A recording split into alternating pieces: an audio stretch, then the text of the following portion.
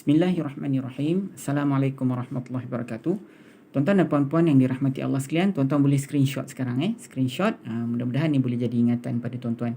Saya nak jelaskan semula tentang dua isim berpasangan Ini saya catat dia punya maklumat-maklumat penting dalam pengajian ini. So dua isim tau, ingat isim. Kalau fa'il dengan isim tak kira, kalau haraf dengan isim tak kira, dia mesti kena dua-dua tu kalimat isim dan dia berpasangan. Dan apa dia dua isim berpasangan, tuan-tuan dah saya jelaskan beberapa kali dan saya percaya tuan-tuan semua dah ingat apa dia dua isim berpasangan dengan contoh-contoh saya kan.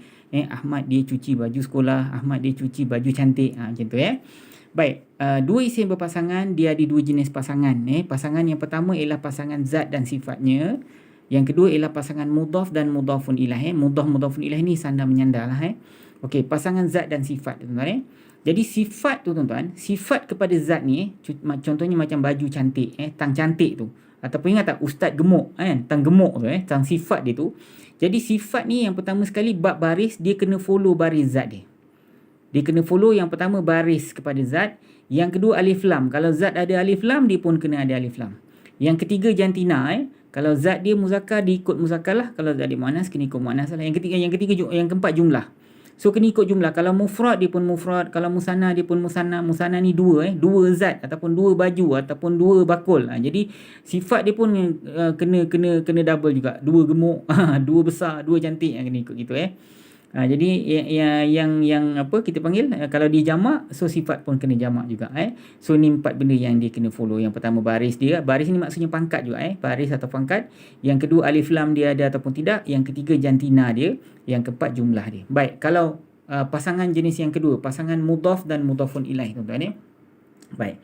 Pasangan mudhaf dan mudhafun ilaih ni kalau tuan-tuan tengok elok, syarat untuk jadi mudhaf. Mudhaf ni kalimat yang pertama tuan-tuan tahu. Ahmad dia cuci baju sekolah kan. Jadi tang baju tu tuan-tuan tang baju tu Jadi kalau nak jadi mudhaf yang pertama sekali syarat-syarat dia untuk jadi mudhaf ni, yang pertama dia tidak boleh ni pangkah ni maknanya tidak boleh pangkah ni tidak boleh ada alif lam yang pertama. Yang kedua tidak boleh ada tanwin tidak boleh ada tanwin. Yang ketiga, dia tidak boleh ada nun penambahan. Apa dia nun penambahan? Saya dah jelaskan tadi kan dalam video yang pertama muslimina, kafiruna, soimuna, soimina kan ujung tu ada na kan, nun kan. Itu kita panggil nun penambahan.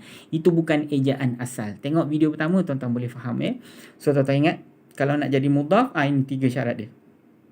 Tak boleh ada alif lam, tak boleh ada tanwin dan tidak boleh ada nun penambahan tuan-tuan itu maksud dia So tuan-tuan, kita nak masuk pada ayat yang saya janjikan tadi. Kita ambil surah Al-Baqarah ayat yang ke-7 semula. Kita dah bahas beberapa kali ayat ni, tapi sekarang ni baru tuan-tuan tahu walaupun satu ayat yang sama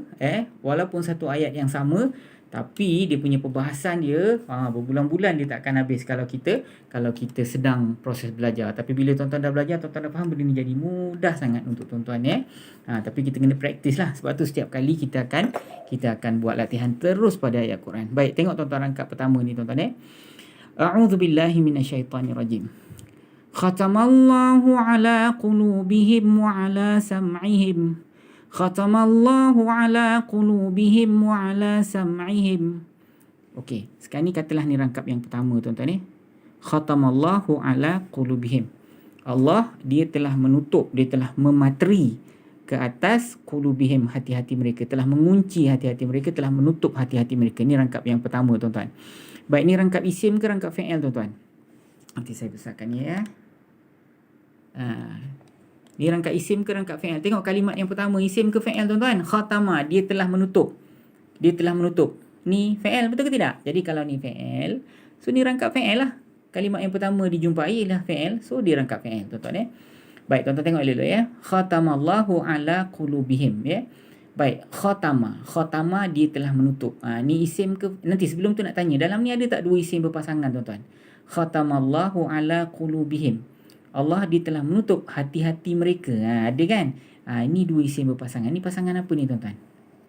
Ini ialah pasangan mudhaf dan mudhafun ilaih. Tengok kalimat kedua ni. Ini bukan kalimat sifat kan? So ni ganti nama diri Dia bukan kalimat sifat. So ini ialah pasangan mudhaf dan mudhafun ilaih. Apa kita panggil? Sandar menyandar saja. So khatama merupakan kalimat fi'il, iaitu fi'il madhi. Ganti nama diri dekat dalam khatama ialah dia. Dia rujuk pada siapa? Dia ni rujuk pada Allah lah. Allah yang telah buat kerja menutup hati-hati mereka tu kan. So ganti nama diri dekat dalam ni ialah huwa ataupun dia rujuk kepada Allah. Allah merupakan pelaku kepada perbuatan telah menutup ni. Allah yang telah menutup. So dia merupakan pelaku. So baik, kalimat yang ada maf'ulun bih tak tuan-tuan? Maf'ulun bih tak ada. Allah telah menutup apa? Menutup hati mereka. Ustaz, ni kan ada maf'ulun bih. Jawapannya tak boleh. Maf'ulun bih syarat dia mesti kena baris atas. Jadi qulubi ke qulubah? Qulubi kan. So qulubi tak boleh jadi maf'ulun bih. Maf'ulun bih kena baris atas. Dia kena berpangkat mansub. Itu syarat dia. Tuan-tuan pernah belajar kan? Okey, kalimat berikutnya, kalimah yang mulia ni, kalimah jalalah ni. Allahu merupakan kalimat isim. Allah ni merupakan isim, bukan isim yang ada gelaran dan fungsi dalam nahwu, tuan-tuan. Yang ni ialah isim biasa. So kalau isim biasa dia mabni ke mu'rab. Tengok. Dia mu'rab kan? Tengok. Dia mu'rab. So kita nak tengok pangkat dia. Dia ni sedang berpangkat marfu' ke mansub ke majrur, tuan-tuan? Kalimat isim biasa dia mu'rab, dia boleh diubah baris. So di sini dia sedang berpangkat marfu'. Betul ke tidak? Okey, kenapa dia marfu'? Itu kita belajar pada peringkat yang ketiga. Tapi kalau hari ni tuan-tuan nak tahu, saya jelaskan.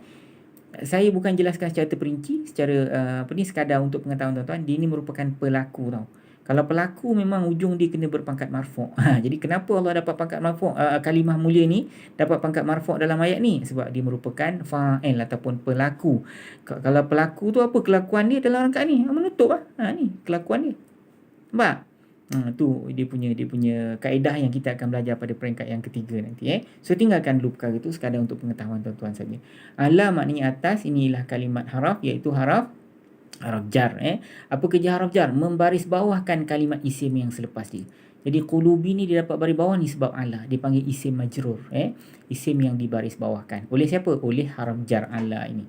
Baik, qulubi. Qulubi maknanya hati-hati. Ini kalimat isim ke fi'il ke haraf, tuan-tuan? Ini merupakan kalimat isim. Tanda isim di mana? Tanda isim di ujung dia baris bawah. Okey, tuan-tuan. Ini kalau tuan-tuan pernah ingat, kita belajar dulu masa mula-mula peringkat yang pertama. Qulubi ni, hati-hati kan, ni kalimat jamak. Tapi jamak taksir, ingat tak? Jamak taksir. Kalau jamak taksir ada dua jenis, orang ataupun bukan orang. Ni maknanya hati-hati. Ni jamak taksir orang ke bukan orang, tuan-tuan? Ingat, siapa ingat? Ni bukan orang. Walaupun hati itu letaknya dalam dada manusia, dia tidak dikonsider sebagai jamak taksir orang. Jamak taksir orang apa dia, Ustaz? Macam al-ulama, al-ulama maknanya orang-orang alim, ataupun ar-rijal maknanya lelaki-lelaki. Itu semua jamak taksir orang. Tapi kalau qulubi, ini bukan jamak taksir orang. Ini jamak taksir tapi jamak taksir bukan orang. So ganti nama diri untuk jamak taksir yang bukan orang ialah syi ataupun hiya. Syi ataupun hiya. Dalam masa yang sama, tuan-tuan, ini kalimat ni baris bawah sebab ada ala kan. Dalam masa yang sama dia menjadi mudhaf. Ingat ke tidak? Dia menjadi mudhaf. Jadi kalau nak jadi mudhaf, syarat dia apa, tuan-tuan? Yang pertama, tak boleh ada alif lam. Ingat tak? Tak boleh ada alif lam. Yang kedua, tak boleh ada tanwin. Mana ada alif lam, mana ada tanwin. Yang ketiga, tidak boleh ada nun penambahan. Mana ada nun? Ini memang tak ada nun penambahan. Nampak? Nun penambahan tu kalau dia jamak salim kan. Muslimina, kafirina, saimuna, nana kat ujung tu ni tak ada. So tuan-tuan, dia menepati syarat-syarat untuk menjadi mudhaf. Baik, kalimat berikutnya him. Him maknanya mereka kan. Ni mudhafun ilaih. Dalam dia ni sebenarnya ialah isim. Isim yang ada gelaran dan fungsi. Gelarannya ialah isim dhamir kan. Isim ganti nama diri. Isim dhamir. Jadi dalam masa yang sama dia merupakan mudhafun ilaih kepada qulubi ini dari teknikal nahwu. Okey, dari segi kefahaman, dia ni ganti nama diri kepada siapa? Dia isim yang ada gelaran dan fungsi. Gelarannya isim dhamir. Jadi dia fungsi dia menjadi dhamir. Dia jadi dhamir kepada siapa, tuan-tuan? Dia jadi dhamir kepada siapa? Dia jadi dhamir kepada orang-orang yang telah diceritakan oleh Allah sebelum ni, iaitu orang kafir. Ini belum masuk lagi orang munafik, tuan-tuan. Ini peringkat kedua surah Al-Baqarah menceritakan tentang orang-orang kafir. Sama ada engkau beri peringatan ataupun tidak, mereka tetap tidak beriman. Dalam hati mereka ada penyakit, kata Allah kan. Jadi ni ialah cerita tentang orang kafir. So him ni rujuk pada mereka lah, orang kafir. Baik, wa ala sam'ihim. Nanti saya nak tanya. Dalam wa ala sam'ihim ni, tuan-tuan, dia ada atau tidak dua isim berpasangan? Cuba tengok. Ada atau tidak dua isim berpasangan? Ada kan? Sam'ihim, pendengaran mereka. Betul ke tidak? Dua isim berpasangan. Ni pasangan apa ni? Pasangan zat sifat ke mudhafun ilaih? Tengok kalimat yang kedua. Kan? Him. So automatik tahu, Ustaz, ini ialah pasangan mudhaf dan mudhafun ilaih. Baik, wa merupakan kalimat haraf, iaitu haraf penyambung cerita. Fungsi dia apa? Menyambung cerita lah. Dia sambung cerita yang sebelum kepada cerita yang selepas ni kan. Ala maknanya atas, ini ialah kalimat haraf, iaitu harfu jar. Betul ke tidak? Okey, kerja haraf jar apa? Membaris bawahkan kalimat selepas dia. Jadi sebab tu sam'i ni dia isim majrur. Tu pangkat dia yang pertama. Pangkat yang kedua apa? Pangkat yang kedua barulah dia menjadi mudhaf, ya. So mudhaf selalu akan menjadi pangkat yang kedua kepada kalimat tersebut, ya. Baik, sam'i maknanya pendengaran. Ini merupakan kalimat isim, dia isim yang ada gelaran dan fungsi ke isim biasa, tuan-tuan. Dia merupakan isim biasa. Kalau isim biasa kita nak buat apa? Tengok pangkat dia. Ni tengok pangkat dia. Dia sedang berpangkat marfu' ke mansub ke majrur, tuan-tuan? Dia sedang berpangkat majrur. Kenapa dia dapat pangkat majrur? Sebab sebelumnya ada haraf jar ala. Betul ke tidak? So dalam masa yang sama dia merupakan mudhaf. Syarat untuk jadi mudhaf apa, tuan-tuan? Yang pertama, tak boleh ada alif lam. Ada tak alif lam? Tak ada. Syarat yang kedua, tak boleh ada tanwin. Mana ada ain ni ada tanwin? Sam'in mana ada, Yang ketiga, dia tidak boleh ada nun penambahan. Mana ada nun kat ujung, So diikut atau menepati syarat-syarat untuk menjadi mudhaf. Betul ke tidak? Tapi kalau jadi zat boleh tau. Kalau jadi mudhaf tak boleh. Kan satu pasangan zat sifat, satu pasangan mudhaf-mudhafun ilaih kan. Kalau pasangan yang lagi satu tu zat sifat, zat boleh ada alif lam, boleh ada tanwin kalau perlu, tapi kalau mudhaf tidak boleh. Pasangan yang kedua tu tidak boleh, Baik. Dia mudhaf, tuan-tuan, selain pada dia merupakan isim majrur sebab ala, dia ni merupakan mudhaf. So mudhafun ilaih dia mana? Him lah. So him ni, tuan-tuan, dia merupakan isim yang ada gelaran dan fungsi, iaitu isim dhamir. Dia jadi dhamir kepada siapa? Dia jadi dhamir kepada apa kita panggil? Kepada orang-orang kafir tu, So him ni dia merupakan mudhafun ilaih juga kepada sam'i, Satu kalimat dipegang beberapa pangkat ataupun peranan dalam ilmu nahwu. So okey, tak ada problem. Kemudian wa ala absarihim ghishawatun. Wa ala absarihim ghishawatun, dan ke atas absarihim, penglihatan mereka, ghishawatun, ada tutupan. Dan ke atas penglihatan mereka ada tutupan, tuan-tuan. Baik, kita tengok wa ni haraf, iaitu haraf penyambung cerita. Ala haraf jar, Kemudian absari ni isim biasa. Ini ialah dua isim berpasangan, tuan-tuan. Ni ialah dua isim berpasangan, kan? Betul tak? Penglihatan mereka. So ini pasangan apa, tuan-tuan? Ni sama juga. Dia merupakan pasangan mudhaf dan mudhafun ilaih. Mana mudhaf? Absari. Him mudhafun ilaih. So absari dia merupakan kalimat isim, dia ialah isim biasa. Kalau isim biasa, apa pangkat dia? Marfu' ke mansub ke majrur, tuan-tuan? Kalau isim biasa kena cari pangkat, kan? So pangkat dia majrur, Mana tanda majrur ni? Ni kasrah ni tanda majrur. Kalau dhammah tanda marfu', kalau fathah tanda mansub, kan?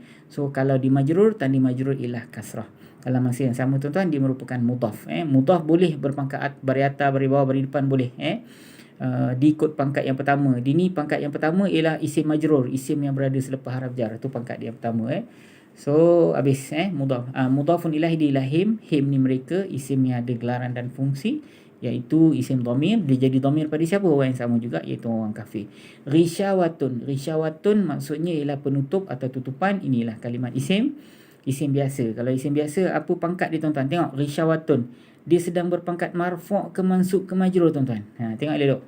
Dia sedang berpangkat marfu'. Mana tanda marfu' dia? Dhammah. Betul ke tidak? Dia dhammah, So pangkat dia marfu'. Kenapa dia marfu'? Itu kita belajar pada peringkat kita yang ketiga nanti. Okey. Rangkap akhir. Walahum azabun azim, Dan untuk mereka azab besar. Azab yang besar, so azab pedih atau azab hebat, Dan untuk mereka azab yang besar, azab yang pedih, azab hebat, azab besar, azab pedih. Itu semualah azabun azim. Dalam ni ada tak dua isim berpasangan? Cuba tengok elok. Ada ke tidak? Ada ke tidak? Ada, kan? Ni, tengok ni. Azabun azim. Seksaan pedih, seksaan besar, seksaan hebat. Jadi wa ni ialah kalimat haraf, iaitu haraf penyambung cerita. Fungsi dia apa? Menyambung cerita sebelum dan selepas. Kemudian la, untuk ataupun bagi, ini merupakan kalimat haraf, iaitu haraf jar. Apa kerja haraf jar? Kerja haraf jar membaris bawahkan kalimat isim yang selepas dia. Apa kalimat isim selepas haraf jar la ni? Hum. Jadi hum ni kenapa tidak berbaris bawah? Sebab dia, tuan-tuan tahu, kan? Okey, dengar, tuan-tuan, Walahum azabun azim. Ini merupakan kalimat isim yang ada gelaran dan fungsi. Apa gelaran dia, tuan-tuan? Hum. Gelarannya ialah isim dhamir, kan? So dia jadi dhamir pada siapa? Dia jadi dhamir kepada apa kita panggil? Kepada orang kafir tu. Tuan-tuan ingat tak kenapa hum ni tak boleh dibaca homi? Hum ni kenapa tidak dibaca homi, tuan-tuan? Siapa ingat? Okey, itu soalan kuis kita hari ni. Saya nak tanya tuan-tuan. Kenapa home ni, Ustaz, ni haraf jar la. Kenapa kita tak baca lahomi? Tuan-tuan tolong bagi tahu dengan saya. Kenapa dia tidak dibaca lahomi? Kenapa Ini isim yang ada gelaran dan fungsi. Betul ke tidak? Ini isim yang ada gelaran dan fungsi. So, isim yang ada gelaran dan fungsi dengan isim biasa ni, itulah perbezaan dia. Kalau isim biasa, dia mu'rab, dia boleh diubah-ubah baris.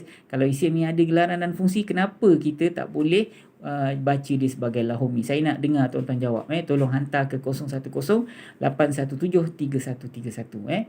Baik, azabun azim ni, azabun isim biasa, dia marfu'. Kemudian azimun, dalam masa yang sama dia merupakan zat kepada azim. Ini pasangan zat sifat. Tengok sama je alif lam dua-dua tak ada. Ni boleh ada tanwin. Nak ingat tak? Nak jadi mutah mana boleh ada alif lam, mana boleh ada tanwin kan? Ni ada tanwin. Maknanya automatik tuan-tuan tengok ni ialah pasangan zat dan sifat tuan-tuan. So azimun dia sifat, dia follow baris zat dia. Bukan sekadar dia follow baris. Dia follow apa lagi tuan-tuan? Yang pertama dia follow alif lam. Ada, dua-dua ada. Kalau tak ada, dua-dua tak ada alif lam tu. Yang kedua, jantina. Dua-dua jantinanya muzakkar. Lepas tu jumlah. Dua-dua jumlah dia mufrad tuan-tuan. Okey, ni pasangan zat dan sifat. Okey tuan-tuan, sekali lagi tolong bagi tahu dengan saya, kenapa lahum ni, la ni haraf jar. Kerja haraf jar membari bawahkan kalimat isim yang selepas dia. Kenapa kalimat home ini dia tidak boleh dibaca dengan homi? Kenapa dia tidak dibaca dengan homi? Sepatutnya lepas haraf jar kena baris bawah lah Ustaz, kena baca lahomi lah. Apa sebab kita baca lahom? Tolong jawab, kenapa kita tak boleh baca dia lahomi? Kenapa kita tak boleh baris bawahkan dia dari sudut bacaan? So tuan-tuan tolong jawab dan hantar jawapan tuan-tuan ke 0108173131. Jawab tuan-tuan tahu, saya nak tunggu tuan-tuan punya jawapan. Terima kasih. Assalamualaikum warahmatullahi wabarakatuh.